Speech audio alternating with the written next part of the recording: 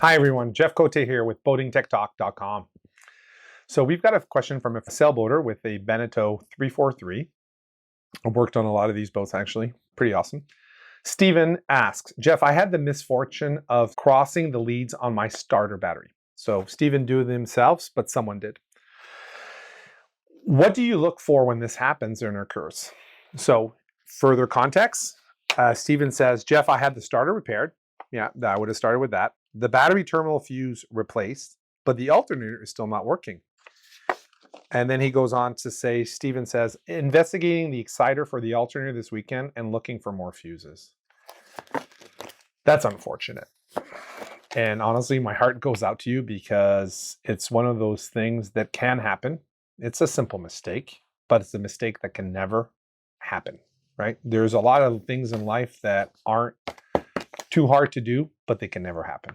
Reversing the polarity on a battery and putting the positive to the negative and vice versa is a recipe for disaster, as this fellow boater is experiencing. So what are the things I would look like? But first of all, I want to put this into context. We're entering a world of theoretical here. I have personally never been involved, or have I resolved a problem that someone told me that they had reversed the polarity on their boat and that they had put positive on negative and negative on positive. So where would I look? You're absolutely right. Starter is the first thing because that's actually what's connected to the battery. Starter solenoid, of course.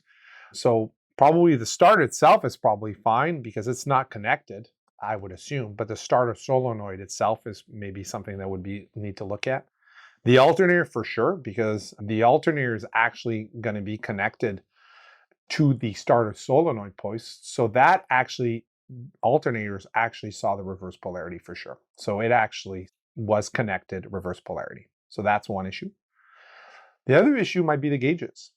Now, the gauges normally only light up if you turn the ignition key on, right?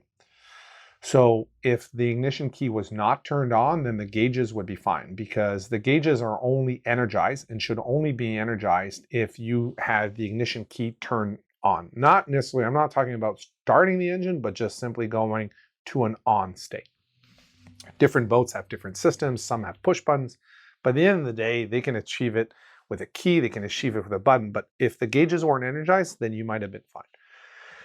Now the gauges are connected to what? They're connected to sensors. The sensors on the engines are actually, again, not connected to the starter solenoid itself. They're going to be connected to the gauges.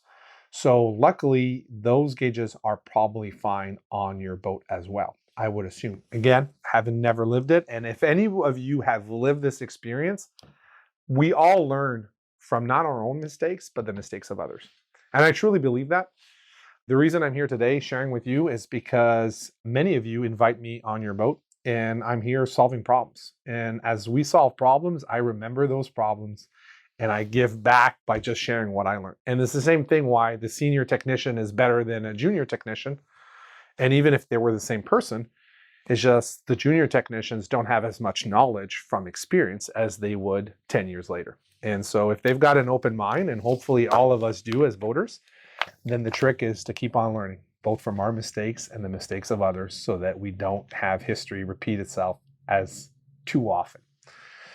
Then I would start looking at what else is connected to that battery.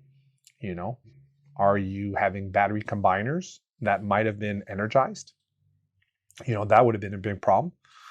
So battery combiners can actually sense on one post a voltage. Now, some of them actually are smart, and if they sense less than a certain amount of voltage, they're not going to trigger. But I would wonder, like, is my battery combiner smart enough to know to not combine to a dead battery, which would be 0 volts? So that would be something else. Look at maybe seeing any sort of battery combiner connections. The other issue is your alternator might be connected to a battery isolator. So I'd worry about the battery isolator as well. Again, all theoretical, don't know, never seen that. So I'm just sort of shooting here from the hip as to what I would look for. I'd also look at the battery charger. That is also something I would look at. Battery charger would be another issue to look at.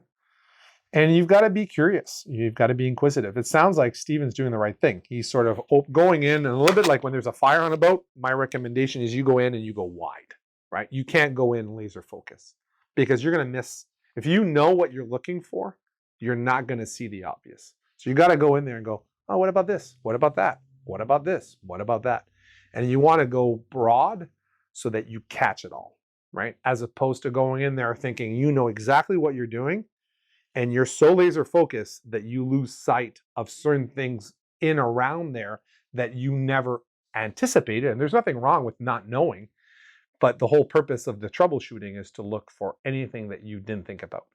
So it's a great question for Stephen. It does happen. I always warn my technicians that I would not be happy if it did, but you know, one day it's probably going to happen to us too, because it's inevitable that we all make mistakes and we can't be too hard on ourselves. We just don't ever want to repeat it. And I appreciate Stephen for sharing, because through the mistake that happened on his boat, he can prevent someone else from having the same mistake. So thanks for asking, Stephen, and thanks for watching. And by the way, if you haven't subscribed to our channel, please subscribe. If you've got further questions, put the questions down below. We answer them as often as I can. And yes, it is me who's answering those early in the morning or late in the evening. And as well, if you've got, check out our website. Also, there's a link down, and we've got over probably 1,400 web pages about stuff about boats. So if you're geeking out about electrical or marine electronics, you've come to the right place. Thanks for being here. Thank you for watching this PYS video. If you've got further questions, please ask them below or send us an email via the contact forms on our website. Happy to donate my time to share information with you. You can support us in keeping this channel ad-free by purchasing some merchandise on our store or by making a donation on PayPal. And don't forget to subscribe. Thanks again for watching.